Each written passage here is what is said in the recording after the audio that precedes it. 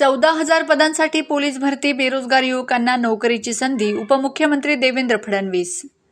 महाराष्ट्रात mega police भरती, युवकांसाठी आशेचा किरण. कायदा आणि सुव्यवस्था अधिक सक्षम होणार. राज्यातल्या पोलीस दलाला अधिक सक्षम करण्यासाठी गृहमंत्री देवेंद्र फडणवीस यांनी अनेक पावलं उचलली आहेत. त्यातील महत्त्वाचं पाऊल म्हणजे यावर्षी राज्यात 14,294 पदांसाठी भरती करण्याचा निर्णय घेतला. राज्यातील बेरोजगार तरुणांची संख्या आणि पोलीस दलातील मनुष्यबळाची कमतरता हे पाहता महायुती सरकारनं पोलीस भरती करण्याचा निर्णय घेतला.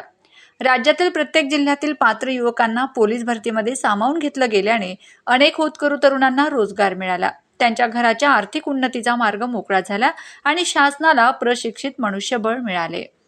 राज्यातील तरुणांना पोलीस दलात संधी, खेड्यातील युवकांना रोजगाराची संधी, प्रशिक्षित युवकांना सरकारी नोकरी, कुटुंबाचा करता तरुण नोकरीत.